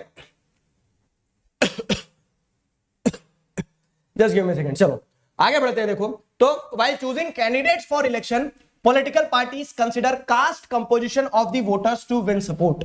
ठीक है, तो क्या हो रहा है यहाँ पे, political parties consider caste composition of the voters to win support. तो किसी भी पॉलिटिकल कंस्टिट्यूएंसी में कैंडिडेट को उतारने से पहले वहां का कास्ट कंपोजिशन देखा जाता है। Political parties make appeal to the caste sentiments to win vote. Political parties are known to favour some particular caste. ये भी एक चीज होती है कि कैसे कास्ट इन्फ्लुएंस करती है पॉलिटिक्स को। Universal adult franchise and the principle of one person one vote have compelled the political leaders to bring caste sentiments into politics to muster support। ये भी एक चीज हो गई है। ठीक है, क्या कि यूनिवर्सल अडल्ट फ्रेंचाइजी जो है तो वो क्या कर रही है, उसके चलते आज वन पर्सन वन वोट की वैल्यू है। तो सारे पॉलिटिकल लीडर्स अब क्या है कि कास्ट सेंटिमेंट्स को अपील करते हैं ताकि वो ज्यादा से ज्यादा सपोर्ट गेन कर पाए. All those sections, all those caste groups which were historically treated not so well, ठीक है, they also came into the forefront in today's era where politics is influenced by caste. समझ में आ गया? तो ये चीज हो गई. तो कास्ट कैसे पॉलिटिक्स को, कास्ट कैसे अलग अलग फॉर्म ले सकती है इन पॉलिटिक्स. ध्यान रखिएगा, caste in politics and politics in caste में कंफ्यूजन होता है. उसी कंफ्यूजन पे क्लैरिटी देना चाह रहा हूं मैं आपको. ठीक है, अब बात आती है कहां पे, how far is it correct to say that not politics, it is not politics that gets caste ridden. Politics में तो caste can take several forms, वो भी हमने देखा, लेकिन उसी के साथ साथ एक और चीज क्या दी गई है, but it is the caste that gets politicised. Caste भी पॉलिटिसाइज हो जाती है, ठीक है, but it is the caste that gets politicised. ये अगर आता है तो how far is it correct to say कि पॉलिटिक्स तो कास्ट रिटर्न होती है, लेकिन कास्ट जो रहती है वो पॉलिटिसाइज हो जाती है, मतलब कास्ट के साथ पॉलिटिक्स खेल दी जाती है. तो अब क्या हो गया, अब जो आपका लास्ट टॉपिक है कौन सा वाला, देखो हमने कास्ट इन पॉलिटिक्स देखा, अब पॉलिटिक्स इन कास्ट देख रहे हैं. कास्ट इज गेटिंग पॉलिटिसाइज्ड, ठीक है, पॉलिटिक्स इन कास्ट. तो पॉलिटिक्स कैसे होती है कास्ट के साथ में, तो नए ग्रुप्स जो है, ठीक है, नेबरिंग ग्रुप्स को इनकॉर्पोरेट करते हैं, बड़े ग्रुप बनाने की कोशिश की जाती है. नए ब्लॉक्स इमर्ज होगा जैसे forward caste, backward caste, fine, alliances बनती है नई नई अलग अलग कास्ट ग्रुप्स की. तो ये सारे कारण है. लास्ट वाला जो पैराग्राफ है आपका, लास्ट जो टॉपिक है politics in caste, caste in politics आपने देख लिया. पॉलिटिक्स इन कास्ट मतलब क्या हो रहा है कि यहां पे पॉलिटिक्स कैसे कास्ट को इन्फ्लुएंस कर रही है, पॉलिटिक्स कास्ट के साथ में कैसे खेली जा रही है. तो each caste group tries to become bigger by incorporating within it neighboring caste or sub caste which were earlier excluded from it. ठीक है, तो अर्लियर जिन कास्ट को एक्सक्लूड किया जाता था उन कास्ट को भी इंक्लूड किया जा रहा है और एक बड़ी कास्ट बनाने का प्रयास किया जाता है. तो एक ये पॉइंट हो गया आपका. ठीक है, various caste groups are required to enter a coalition with other caste or communities and thus enter a dialogue and negotiation. ठीक है, तो आपको क्या देखने को मिल रहा है कि अलग अलग कास्ट ग्रुप्स जो रहते हैं, तो various caste groups are required to enter into coalition. तो अलग अलग गठबंधन बन रहे हैं क्या कि दो अलग अलग कास्ट जो है, दोनों अलग कास्ट लेकिन दोनों एक साथ आ जाती ताकि वो क्या कर सके, अपना वोट बैंक बड़ा कर सके, पॉलिटिकल पार्टीज के उसमें आ सके, दृष्टि में आ सके कि हाँ यार ये दोनों कास्ट का एक कोलिजन है. ठीक है, तो जैसे आप देखेंगे क्या दलित मुस्लिम यूनिटी की बात की जाती है कहीं कहीं कुछ स्टेट्स में. जैसे अगर आप देखेंगे क्या कि इनकॉर्पोरेट करके बड़ी कास्ट बनाने की बात की जाती है, तो अखिल भारतीय क्षत्रिय महासभा इस तरह से बनाया जाता था. जितनी भी कास्ट है जो कहीं ना कहीं क्षत्रिय वर्ण में आती है उन सबको एक साथ इंक्लूड करके और बड़ा यूनिट बनाने की कोशिश किया जा रहा है. तो क्या देख रहे हैं आप कि caste is getting politicised. Similarly new kinds of caste groups have come up in political arena like backward and forward caste groups. backward और forward caste groups इस तरह से जो exist नहीं करते लेकिन वो बना दिए गए ताकि they can have more and more people to vote for them. political parties के लिए आसान हो जाए. तो ऐसे it is not only the politics that get caste ridden जो हमने देखा पीछे, ठीक है, कि several forms ले रही है politics, लेकिन उसी के साथ साथ पॉइंट ये भी है कि it is the caste that gets politicized. तो caste ऐसे politicize होती है. समझ गए? आगे अब ये शॉर्ट आंसर कंप्लीट हो गए. अगेन एक डिस्क्लेमर दे रहा हूं कि 3 नंबर और 5 नंबर सब क्या है, छलावा है एक तरह से. जो सवाल 3 में बन के आ सकता है वही 5 में भी पूछा जा सकता है, जो 5 में आ रहा है वही 3 में आ सकता है, 1 में आ सकता है, 2 में आ सकता है. तो the content is like a chewing gum. ठीक है, तो आपको क्या करना है, उसको कंप्रेस और स्ट्रेच करते आना चाहिए. कभी कभी ऐसे भी सवाल आएंगे जहां एक लाइन होगी और आपको 5 नंबर लिखना होगा. ठीक है, तो be mentally prepared for it. ठीक है, कि आपके अंदर वो कला इनकलकेट करना पड़ेगी आपको. ठीक है, तो वो कला कैसे इनकलकेट करोगे आप, वो कला कैसे ग्रहण करोगे, तो जितने ज्यादा आंसर्स लिखोगे, जितने ज्यादा आंसर्स की प्रैक्टिस करोगे, ठीक है, वो चीज रहेगी. तो और जहां पे कुछ समझना है, देखो ये एक्सेप्शनल केस में बता रहा हूं, ऐसे बोलते हैं ना ब्रह्मास्त्र हर कभी दो बात इधर उधर हो गई उस पर ब्रह्मास्त्र थोड़ी ना चला दोगे आप. ये मैं आपको बता रहा हूं, जब आपके पास when you are running short of the points and the answer is being asked for 5 marks, तब आपको क्या ध्यान रखना होगा, तब आपको ध्यान रखना होगा कि जब कुछ समझ नहीं आ रहा तब इंट्रोडक्शन और कंक्लूजन आपके लिए 5 पॉइंट बना के देंगे. ठीक है, तो इंट्रोडक्शन कंक्लूजन का इस्तेमाल तब वहां पे करना. लॉन्ग आंसर टाइप क्वेश्चंस की अगर हम बात करें, long answer type question normally 5 number के जो आएंगे, तो आप देखो क्वेश्चन क्या है. In India women still lag behind the men despite some improvement since independence. Support the statement with example. तो आप देखो इसमें क्या है, 5 आइडियाज पिच करना है कि वेजेस के मामले में, लिटरेसी के मामले में, डोमेस्टिक वायलेंस के मामले में. ध्यान आ रहा है ऐसे? तो आप क्या है, women are still lagging behind. Political representation के मामले में बात कर लो आप, फिर उसके बाद में डिस्क्रिमिनेशन के मामले में बात कर लो. तो ये ऐसे 5 आइडियाज. ऑब्जेक्टिव क्या होता है जब मैं आपसे बोलता हूं ना 5 पॉइंट लिखना है, 3 पॉइंट लिखना है, 3 नंबर के क्वेश्चन में 5 नंबर के में 5 पॉइंट लिखना है, तो वो उसका पीछे का ऑब्जेक्टिव होता है कि पॉइंट से मेरा तात्पर्य कि उसमें आइडियाज पिच करो आप. ठीक है, यहां जैसे अगर आप देखोगे तो यहां क्या है कि in India as India is still dominated by patriarchal society, gender discrimination. तो डिस्क्रिमिनेशन होता है, is prevalent at present. Parents prefer to spend money on boys education rather than girls. ठीक है, और उसी के चलते अब लिटरेसी में फिर आपको डिस्क्रिमिनेशन देखने को मिल रहा है। तो women still lag। इनफैक्ट आप प्रीवियस ईयर क्वेश्चंस मांगते हो तो लेट मी टेल यू, ये प्रीवियस ईयर में पूछा गया है, 2019 में सवाल आया है, ठीक है, 2019 में, 15 में, तो इस तरह से प्रीवियस ईयर क्वेश्चंस का ही पार्ट है ये। तो जैसे अगर आप देखेंगे in India, women still lag behind men despite some improvement since independence, support the statement with example। तो ये एक हो गया क्या डिस्क्रिमिनेशन हो रहा है। लिटरेसी की बात करें तो as well as boys in school but literacy rate among women is only 54% compared to the 76% among men, ठीक है, ये चीज हो गई, तो लिटरेसी का हो गया। Proportion of women among highly paid, फिर आपको क्या वेज गैप देखने को मिल रहा है। रेम्यूनरेशन में डिस्क्रिमिनेशन होता है कि रेम्यूनरेशन में तो डिस्क्रिमिनेशन होता है, उसी के साथ साथ में जॉब्स की अगर बात करें तो हाईली पेड जॉब जो रहती है, जो सोसाइटी में बहुत प्रेस्टिजियस मानी जाती है, उसमें अधिकतर कब्जा किसका होता है, अधिकतर कब्जा, या फिर कह सकते हो अधिकतर most of the positions are occupied by men. Women को पीछे बैक सीट पे बिठा दिया जाता है। तो the proportion of women among the highly paid and valued job is still very little. In almost all areas of work women are paid less than the men even when both works exactly the same, ठीक है। तो अगर दोनों same तरीके से भी काम कर रही होंगी तो भी आपको क्या देखने को मिलता है, दोनों सेम तरह से काम कर रहे होंगे मेन और वुमेन, तो भी क्या होगा, women are being paid less. तो रेम्यूनरेशन पे डिस्क्रिमिनेशन है, जॉब्स में डिस्क्रिमिनेशन है, लिटरेसी पे डिस्क्रिमिनेशन है, डिस्क्रिमिनेशन इन जनरल है, उसी के साथ साथ डोमेस्टिक वायलेंस। तो women still face harassment, exploitation, violence in our society. तो आप देखो, अब ये 5 नंबर का सवाल है, जरूरी नहीं कि बस इतना ही लिख के आना है आपको, मैं आपको ढांचा दे रहा हूं, आंसर आपको खुद बनाना रहेगा, समझ गए, आंसर आपको खुद बनाना रहेगा। अगला सवाल क्या, explain the status of women's representation in India's legislative body, what can be done to improve the situation. अब हमने देखा, देखो टॉपिक सारे कवर हो रहे हैं, सेक्सुअल डिवीजन ऑफ लेबर है जेंडर में, फिर उसके बाद में क्या है कि विमेन डिस्क्रिमिनेशन कहां फेस कर रही, why women still lag behind, तो हमने वो देख लिया। अब सोल्यूशन क्या है कि विमेन का पॉलिटिकल रिप्रेजेंटेशन होना चाहिए, ठीक है। तो क्वेश्चन यही है, एक्सप्लेन द स्टेटस, क्या विमेन का रिप्रेजेंटेशन है लेजिस्लेटिव बॉडी में, है लेकिन बहुत कम है। तो what can be done to improve the situation, स्थिति को सुधारने के लिए क्या किया जा सकता है, ये बताओ आप, ठीक है। तो जैसे अगर आप देखेंगे क्वेश्चन ये बन गया, 5 नंबर में बनता है। तो विमेन का रिप्रेजेंटेशन जो है तो कुछ ऐसा है कि सेंट्रल लेजिस्लेचर में विमेन का representation have touched 12% of its total member in 2014।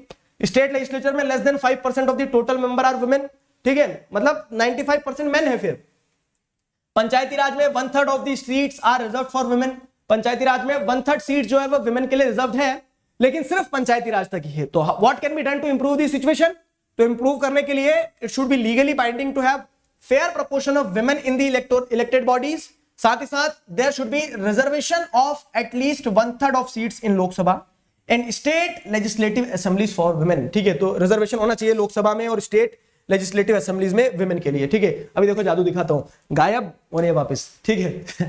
तो यहां जैसे अगर आप देखोगे तो there should be the reservation of at least 1/3 of seats in the Lok Sabha and state legislative assembly for women. समझ में आ गया। तो ये कुछ स्टेप्स लिए जा सकते हैं और क्या रिप्रेजेंटेशन है ऐसा। तो सवाल तोड़ मरोड़ के कैसे भी बनेगा, आंसर बनना चाहिए। अगला सवाल, डिफाइन कम्युनलिज्म। अब देखो क्या है कम्युनलिज्म। तो कम्युनलिज्म हमने आगे डिस्कस किया था कि रिलीजन को as a basis of society माना जाता है, और जब स्टेट सपोर्ट करता है तो वो कम्युनलिज्म हो गया, ठीक है। तो ये तो हमने देख लिया डिफाइन कम्युनलिज्म।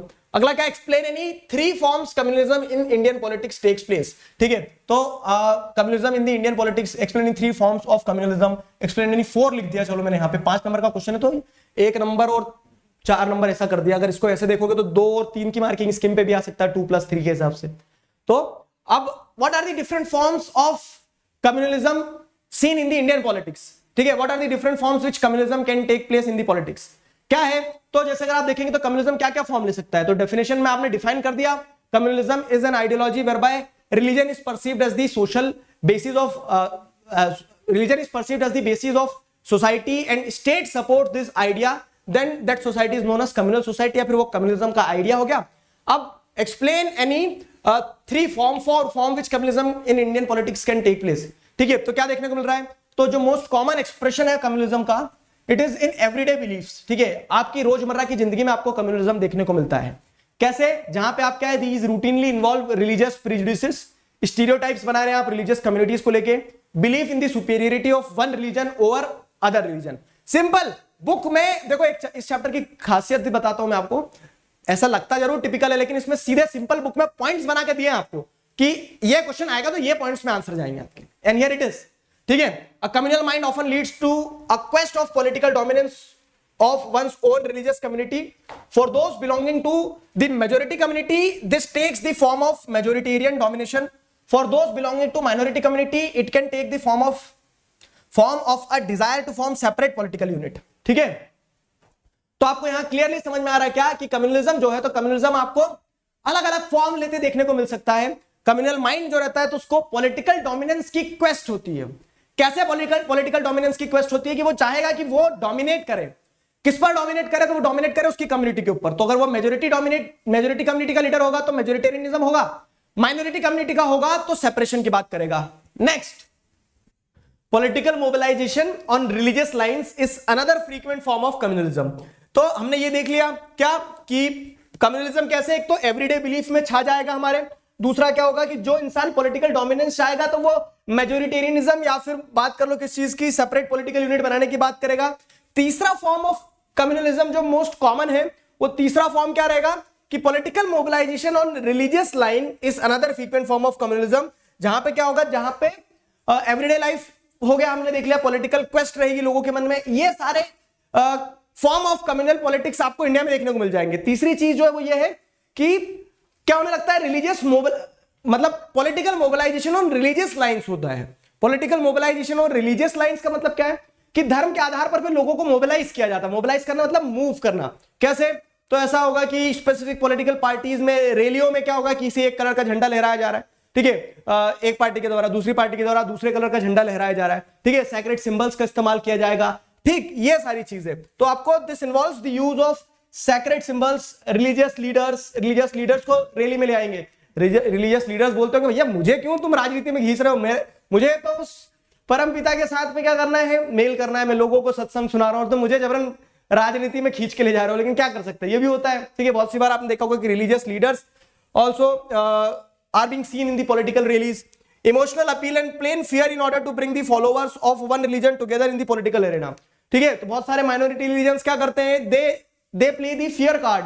मतलब बोलते हैं कि हमें एकजुट होना पड़ेगा, इकट्ठे रहना पड़ेगा, नहीं तो हमें खत्म कर दिया जाएगा, ये वो. ऐसा कुछ नहीं होता है. ठीक है, लेकिन क्या होता है, ये किया जाता है रिलीजियस, मतलब इंडियन पॉलिटिक्स में कम्युनलिज्म आपको इन फॉर्म्स में देखने को मिलती है, जहां पे डर पैदा किया जाता है लोगों के मन में ताकि लोग एकजुट आए और कम्युनल पॉलिटिक्स को हवा मिले. Sometime communalism takes its most ugly form of communal violence, riots and massacres. तो कभी कभी कम्युनलिज्म अपने सबसे खराब फॉर्म में कहां देखने को मिलता है पॉलिटिक्स में, जब दंगे होते हैं, धर्म के नाम पर दंगे करवाए जाते हैं. तो ये पूरी कहानी, ये पूरी स्थिति है. समझ गए? नेक्स्ट अगर हम देखें तो अगला क्या है, अगला सवाल आया, describe any 5 features of caste system in India. मैंने आपको caste in politics, politics in caste बता दिए. ये बता दिया कि कास्ट सिस्टम जो है वो कैसे ब्रेक डाउन हो रहा है, ये सारी चीजें हमने क्लियर कर ली है. अब अगर जैसे आगे देखोगे तो यहां क्या है, describe any 5 features of caste system in India. तो कास्ट सिस्टम के फीचर्स क्या है, मतलब कास्ट सिस्टम के फीचर्स ऐसे कि वो हायरार्किकल है, ठीक है, रिजिड है, उसमें अनटचेबिलिटी को प्रैक्टिस किया जाता है, ये माना जाता है कि people belonging to one caste should have one group. ये इस तरह की सारी सोच कहां पे आ जाएगी, इस तरह की सारी सोच आपको कास्ट सिस्टम के अंदर देखने को मिलेगी. सिंपल सी चीज है, जो कास्ट इनइक्वालिटीज की बात की गई है तो वो कास्ट सिस्टम को दर्शाता है कि कास्ट सिस्टम इंडिया में जो है वो कैसा कास्ट सिस्टम है. ठीक है, तो describe any 5 features of caste system in India. तो it was a hierarchical occupational division of society special to India. ठीक है, हायरार्किकल ऑक्यूपेशनल डिवीजन, अभी बताया था मैंने हेरिडिटरी ऑक्यूपेशनल डिवीजन क्या होता है आगे. ठीक है, and it is special to India. तो देखो, जेंडर और रिलीजन बेसिस पर डिवीजन जो वर्ल्ड वाइड आपको देखने को मिल जाएगा, लेकिन ये जो डिवीजन है it is very special, it is very unique to India. कौन सा? कास्ट वाला. जाति के आधार पर इंडिया में आपको ज्यादा डिवीजन देखने को मिलेंगे. आगे बढ़े अगर, तो caste system is both hierarchical and segmented. एक हायरार्की है कास्ट सिस्टम में, सेगमेंटेड है मतलब क्या है कि कास्ट सिस्टम में लोग जो अलग अलग सेगमेंट्स में, ग्रुप्स में, हिस्सों में बटे हुए हैं. फाइन.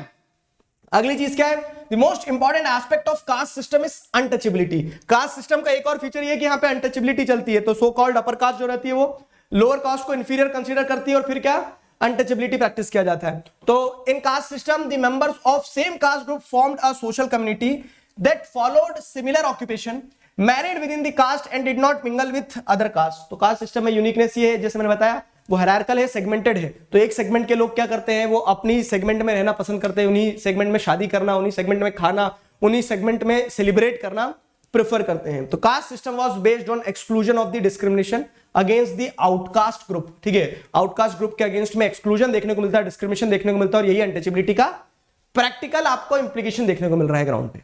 फाइन, तो ये केस रहता है, ये केस रहता है कास्ट सिस्टम इन इंडिया का, कास्ट सिस्टम इन इंडिया का ये केस रहता है। समझ गए? आगे अगर बढ़े हम तो द फोकस, अब देखो एक और सवाल, तो कास्ट सिस्टम में मैंने आपको लगभग देखो पूरा जो कास्ट वाला टॉपिक है, तो कास्ट इनइक्वालिटीज बता दिया, क्यों डिवीजन मतलब जो कास्ट इनइक्वालिटीज है वो ब्रेक डाउन हो रही है, वो हमने शॉर्ट आंसर में डिस्कस कर लिया। कास्ट इन पॉलिटिक्स की बात कर रहे हैं, तो कास्ट इन पॉलिटिक्स में हमने देखा कि कैसे कास्ट जो है तो it can take various forms in politics, वो देख लिया। अब एक चीज ये भी है यहाँ पे, अगला सवाल जैसे देखोगे क्या कि the focus on caste in politics, जहां पे कास्ट डोमिनेट कर रही पॉलिटिक्स में, ठीक है, can sometimes give an impression that elections are all about caste and nothing else. तो कभी कभी ऐसा इंप्रेशन निकल के आता है कि elections are all about caste and nothing else, ठीक है, ऐसा देखने को मिलता है कि इलेक्शंस जो भी है सिर्फ कास्ट तक ही सीमित है। तो डू यू एग्री, एक्सप्लेन, क्या आप इस चीज से एग्री करते हैं कि elections are everything about caste only? तो आप क्या बोलेंगे? No we don't. क्यों? क्योंकि इलेक्शंस जो है तो it is much more than caste. Election जो है तो कास्ट से कई गुना ज्यादा होते हैं। जैसे आर्ग्यूमेंट्स क्या है, कैसे प्रूफ करोगे? तो आप do you agree? So no, elections are not all about caste, ठीक है, there are multiple factors which nullify the argument that elections are all about caste, ठीक है, मल्टीपल आर्ग्यूमेंट से जो है नलीफाई करते हैं कि इलेक्शन सिर्फ कास्ट तक ही सीमित है। क्या आर्ग्यूमेंट्स है वो? तो ये रहे आर्ग्यूमेंट्स, ठीक है। तो इंट्रोडक्शन वैसा आप दे सकते हो क्या कि there are multiple arguments which prove that elections are beyond the caste. क्यों? क्योंकि जैसे हमने देखा है कि कोई भी कास्ट इन पॉलिटिक्स में हमने क्या देखा है, कास्ट कैसे इन्फ्लुएंस कर रहा है पॉलिटिक्स को, तो आप इलेक्टोरल कंपोजिशन देखते हैं कि वहां पे ये लोग होना चाहिए, इलेक्टोरल कंपोजिशन देखते हैं आप कि जिस कास्ट के लोग ज्यादा है उस कास्ट के कैंडिडेट को उतारेंगे। लेकिन क्या उसी कास्ट के कैंडिडेट को उतार देने से आपका कैंडिडेट जीत जाएगा? क्यों? क्योंकि पूरी कंट्री में कोई एक भी ऐसी कॉन्स्टिट्यूएंसी नहीं है जहां पे सिर्फ एक ही कास्ट के लोग मेजोरिटी में हो। यह हो सकता है कि 20%, 30% मेजोरिटी में होंगे। और फिर यह भी होता है आर्ग्यूमेंट क्या कि एक ही कास्ट के लोग अलग अलग तरह से भी वोट दे सकते हैं। जरूरी नहीं कि एक कास्ट के लोग तो अपनी कास्ट के कैंडिडेट को वोट देंगे। आपस में उनकी लड़ाई हो तो बोल देंगे तो मेरी कास्ट का भी होगा तो भी वोट नहीं दूंगा। समझ रहे हो? और उसके बाद में एक पार्टी ने अगर उसी कास्ट का इंसान उतारा है तो दूसरी पार्टी भी उसी कास्ट के इंसान को वहां पे टिकट दे सकती है। तो elections are not all about caste, ठीक है, there are multiple arguments which prove this. तो no parliamentary constituency in the country has a clear majority of one single caste. किसी एक सिंगल कास्ट की मेजॉरिटी, किसी एक सिंगल कास्ट की majority नहीं है। Fine, so every candidate and party needs to win confidence of more than one caste and community to win the elections। तो आपको एक से ज्यादा कास्ट, एक से ज्यादा कम्युनिटी के कॉन्फिडेंस को जीतना होगा, तब आप किसी भी कॉन्स्टिट्यूएंसी में चुनाव जीत पाओगे, ठीक है। No party wins the votes of all the voters of a caste और community. When people say that a caste is vote bank of one party, it usually means that a large proportion of voters from the caste votes, ठीक है, from the caste vote for one party, ठीक है, या फिर that party. तो यहां पे क्या है कि कोई भी सिंगल कम्युनिटी जो है तो सिंगल कम्युनिटी का पूरा वोट कोई भी एक सिंगल पार्टी नहीं जीतती है। जब ऐसा कहा जाता है, फॉर एग्जांपल क्या कि कहा जाता है कि समाजवादी पार्टी जो है, फाइन, तो समाजवादी पार्टी क्या है, समाजवादी पार्टी का वोट बैंक है यादव। तो आप वहां पे क्या देखते हैं कि majority of the Yadavs vote for Samajwadi party, but not every Yadav vote for Samajwadi party. समझ रहे हो ना? तो वो कंटेक्स्ट रहता है कि जरूरी नहीं कि एक कास्ट के लोग तो एक ही पॉलिटिकल पार्टी को वोट करेंगे। क्लियर हुआ? तो ये बताता है कि no, elections are not everything about caste. Many political parties put up the candidate from the same caste। BJP ने भी उसी कास्ट का कैंडिडेट उतार दिया, कांग्रेस ने भी उसी कास्ट का कैंडिडेट उतार दिया, उसी कॉन्स्टिट्यूएंसी में जिस कॉन्स्टिट्यूएंसी में मान लो किसी एक कास्ट, राजपूत कास्ट के लोग ज्यादा है, तो वोट स्प्लिट हो जाएंगे। तो एक आर्ग्यूमेंट ये हो गया आपका। Many political parties may put up the candidates from the same caste if the caste is believed to dominate the electorate in a particular constituency. Some voters have more than one candidates from their caste while many voters have no candidates from their caste, ठीक है। तो ये case रहता है। The ruling party of the sitting MP और MLA frequently loses elections in our country that could not have happened if all caste और communities were frozen in their political preferences. तो आपने क्या देखा है कि अगर एक कास्ट एक तरह से वोट करती तो जो रूलिंग पार्टी वो कभी हारती नहीं। क्यों? क्योंकि कास्ट के लोग तो वही रहने वाले, लेकिन कास्ट प्रेफरेंसेस भी बदलती रहती है। ग्रुप कम्युनिटी के लोग अपने पॉलिटिकल प्रेफरेंसेस को भी बदलते रहते हैं। उस कारण से आपको देखने को मिलता है जो आज पावर में वो हारते भी हैं और जो आज पावर में नहीं है वो जीत कर भी आते हैं। तो दैट इज द केस। समझ गए? तो दैट इज द केस। तो in this way we have covered all the most probable questions, previous year questions, किस तरह से सवाल पूछे जा सकते हैं, पूरा चैप्टर का रिवीजन हो गया हमारा। ये सारी चीजें हमने कवर कर ली है। तो how was the exam pack? Please do let me know in the comment section. ये हमारा पार्ट यहाँ पे कंप्लीट हुआ है। अब आ जाओ तुम्हारी बारी, ठीक है। मैंने तो अपना पार्ट कंप्लीट कर दिया। सिमिलर क्वेश्चंस देखो जरा क्या है, ठीक है। If casteism and communism are bad, what makes feminism a good thing? Why don't we oppose all those who divided the society on lines caste, ठीक है, on any lines caste, religion और gender? आप casteism को और communalism को गलत बता रहे हो, तो फेमिनिज्म कहां से सही हो जाता है? जेंडर के बेसिस पे डिवीजन, जेंडर के बेसिस पे आप पॉलिटिकल रिप्रेजेंटेशन की बात करो तो ये कहां से सही हो जाता है? ठीक है, अब ये क्वेश्चन जो है, जो बच्चे ऐसे डरते हैं ना, हवा बना देता है किस चीज का, कॉम्पिटेंसी बेस्ड क्वेश्चन, तो ये इस तरह से आएंगे जो अंडरस्टैंडिंग बेस्ड रहेंगे। तो आप क्या लिखेंगे कि कास्टिज्म और कम्युनलिज्म आर बैड क्योंकि they are the negative representation of division, ठीक है, and this leads to the division of society. Whereas gender जो है या फिर फेमिनिज्म जो है वो गुड क्यों है? क्योंकि उसके चलते आप नेगेटिव तरीके से, उसका नेगेटिव इंपैक्ट नहीं देखने को मिलता आपको, उसका पॉजिटिव इंपैक्ट नहीं देखने को मिलता कि विमेन जो कि एक डिप्राइव्ड सेक्शन है, उसको अगर आप पॉलिटिक्स में हाईलाइट करोगे तो दे विल बी एम्पावर्ड, है ना? तो इस क्वेश्चन को लिखने की कोशिश करना। समझ में आया क्वेश्चन? मैं लास्ट में जो सिमिलर क्वेश्चन डालता हूं तो उसका ऑब्जेक्टिव था कि आपके दिमाग पर थोड़ा सा एक जोर पड़े और आप उन क्वेश्चंस के आंसर्स को फ्रेम करने की कोशिश करो। ठीक है, how is communism a hindrance in the functioning of our democracy? बहरूपिया है ये, कम्युनिज्म कैसे एक हिंड्रेंस का रोल प्ले करता है? क्या लिखोगे? तो इसमें आप कम्युनिज्म, तो आप वही लिखोगे various forms which communism can takes place, अभी आगे पढ़ा था। ठीक है, क्या एवरीडे बिलीफ में फिर पॉलिटिकल क्वेस्ट की बात आती, ध्यान आया? सवाल का सिर्फ रूप बदला है, आंसर वही जाएगा। कॉन्सेप्ट पढ़ा है तो सर हर आंसर बनेंगे। Do the caste and vote bank factors completely control the election in India? Caste और वोट बैंक फैक्टर जो होते हैं, क्या ये इलेक्शन को कंप्लीटली कंट्रोल करते हैं? क्या लिखोगे इसमें? लॉजिक लगा, अपने मन में जवाब दो, मन से जुड़ो, मुझे पता चल जाएगा। ये जो पिछला क्वेश्चन हमने डिस्कस किया, ये इसका आंसर है। क्या कि कास्ट और वोट बैंक जो रहते हैं, ठीक है, वोट बैंक फैक्टर्स, ये क्या कंप्लीटली कंट्रोल करते हैं इलेक्शंस को? तो नहीं, ऐसा नहीं है। क्यों? क्योंकि मल्टीपल आर्गुमेंट्स जो है प्रूव करते हैं कि कोई भी एक कॉन्स्टिट्यूंसी में क्लियर मेजोरिटी नहीं होती है, एक ही दो पॉलिटिकल पार्टी एक ही कास्ट के कैंडिडेट को उतार सकते हैं, कास्ट जो होते हैं तो अपने रिलीजियस सेंटिमेंट्स बदलती रहती हैं, ये सारी चीजें। ठीक है, mention any positive role of caste in politics? Positive role बताओ कास्ट इन पॉलिटिक्स का। Mention any positive role of caste in politics. क्या पॉजिटिव रोल है बताओ, सोचो जरा, दिमाग लगाओ। तो पॉजिटिव रोल की अगर बात करें, mention any positive role of caste in politics, तो हाँ, एडवांटेज क्या है हाईलाइट करने का, डिसएडवांटेज क्या? तो एडवांटेज ये है कि जो डिप्राइव्ड सेक्शन है, जब उस कास्ट को हाईलाइट किया जाता है तो उसके चलते क्या, उनके वेलफेयरमेंट के लिए बात की जाती है। ठीक है, ये पॉजिटिव रोल हो जाएगा। जो schedule caste, other backward classes, schedule tribe, ठीक है, तो इन सेक्शंस को पॉलिटिकली एम्पावरमेंट मिलता है। नेगेटिव ये है कि एट टाइम्स क्या करता है, सोसाइटी को डिवाइड कर देता है ना? तो mention any positive role and negative role, किसी भी तरह से सवाल आए तो बनना चाहिए। अगला, do you think that main suffer from discrimination? Well, support your argument, support your age argument using 2 points. Main suffer from discrimination, ठीक है, अगेन वैल्यू बेस्ड। ये इस चीज के लिए मानसिक रूप से तैयार रहना कि आपका जो पेपर आएगा, उस पेपर में एक जो है क्या, उस पेपर में जैसे अगर आप देखोगे तो उस पेपर में आपको एक सवाल ऐसा आना बिल्कुल तय है। कैसा आना बिल्कुल तय है? कि वैल्यू बेस्ड टाइप का, जहां पे आपको बुक में आंसर नहीं मिलेंगे, जहां आपको अपनी क्रिएटिविटी देना पड़ेगा। सम पीपल टेल मी कि सर ये तो मुझे इजी स्कोरिंग क्वेश्चन दिखते हैं, और कुछ बच्चे बोलते हैं कि सर इन्हीं में गफलत में पड़ जाते हैं। तो भाई ये इजी स्कोरिंग होते हैं, इसमें बस आपको अपने विचारों को, अपनी भावनाओं को, क्योंकि पढ़ रहे हैं तो सिर्फ किताब में जो लिखा वो थोड़ी ना पढ़ रहे हैं, हम हमारे थॉट्स को भी एक्सप्रेस करना सीखे। ठीक है, वो चीज रहती है। अगला, describe the solution provided by the constitution framers of the India to meet the challenge of communalism. क्या लिखोगे? सवाल बहरूपिया बन के आया है यहाँ पे, तो यहाँ पे वही है कि what are the provisions in Indian constitution which makes India secular country, वो वाले पॉइंट्स जाएंगे। ठीक है, caste has not still disappeared from contemporary India. Do you agree with the statement? Justify your answer using suitable arguments. क्या argument दोगे? वही शादी वाला एक दे सकते हो।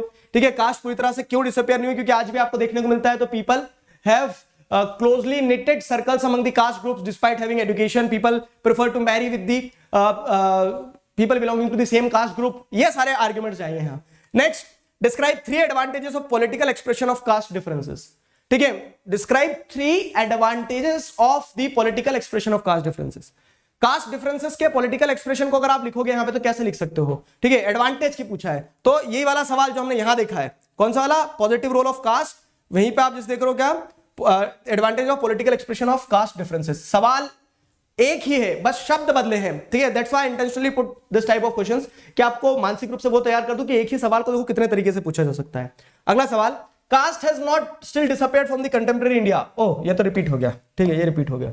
ठीक है, तो ये रिपीट हो गया। बाकी इसी के साथ में हमारा एग्जाम पैक जो है इस चैप्टर का यहाँ पे होता है कंप्लीट। सिविक्स के सारे चैप्टर जो आपके आना है 1, 2, ठीक है, 1, 2 के बाद में जो आगे के और चैप्टर्स हैं, तो वो सारे चैप्टर सिविक्स के यहाँ कंप्लीट हो गए हैं। ठीक है, पॉलिटिकल पार्टीज और आउटकम्स ऑफ डेमोक्रेसी भी कंप्लीट हो गया है। नेक्स्ट वीडियो जो रहेगा हमारा, तो उसमें हम फिर क्या करेंगे, दूसरी जो बुक्स बची, इकोनॉमिक्स पूरा कंप्लीट हो गया, सिविक्स पूरा कंप्लीट हो गया है, और जो बच्चे वीडियोस बाद में देख रहे हैं तो जब तक सारे कंप्लीट हो जाएंगे। ठीक है, तो नेक्स्ट वीडियो में हम मिलेंगे अब और नए चैप्टर्स के साथ में। इंपॉर्टेंट चीज ये कि अनसेट जो है, अनसेट ये जो एग्जाम है, ठीक है, Unacademy national scholarship admission test 8 तारीख और 15 तारीख को होना है। 8 तारीख का एग्जाम हो गया है, 15 तारीख को एग्जाम जो है, 15 तारीख का एग्जाम आप इसमें अपेयर कर सकते हैं। You can win up to 100% scholarship. IIT JEE NEET UG ये साल का लास्ट एग्जाम है इस साल का, ठीक है। तो अनसेट बोलते ना, इट इज दी क्या बोलते हैं उसको, बहुत समय में आता है, वो एक बहुत अच्छा शब्द है उसके लिए, क्या कि ईद का चांद टाइप है, ठीक है। तो don't miss this. All what you are required to do is to just enrol in this exam. इस एग्जाम में एनरोल करने के लिए आपको कोड इस्तेमाल करना है Digraj, and you can win 100% scholarship, Euro space centre जाने का मौका, स्पेशल रैंकर्स ग्रुप में आने का मौका, ठीक है। तो ये सारे एडवांटेजेस है, बेनिफिट्स हैं। उसके अलावा, ठीक है, तो all those who have started there preparation और हैव नॉट स्टार्टेड येट, ठीक है, तो you can enrol in this batch, Umang batch Unacademy plus पर, जिसमें ये पूरी टीम होगी और आपका सिलेबस जो है वो कंप्लीट होगा। बैच स्टार्ट हो गया है 30 तारीख से, ठीक है। तो चलती बस में भी चढ़ना चाहो तो चढ़ सकते, भी ज्यादा आगे नहीं निकले हम, फाइन। ये होगी। एंड वन मोर थिंग, ठीक है, if you are planning to take subscription, price hike is coming soon, so act fast to save on your subscriptions right now. Clear है? तो इसी नोट पे अभी खत्म करते हैं। मिलेंगे और नेक्स्ट लेक्चर में अगले टॉपिक के साथ। तब तक अपना ध्यान रखिए, पढ़ते रहिए। अभी के लिए साइन ऑफ करता हूं, signing off with this together we can we will. Thank you very much.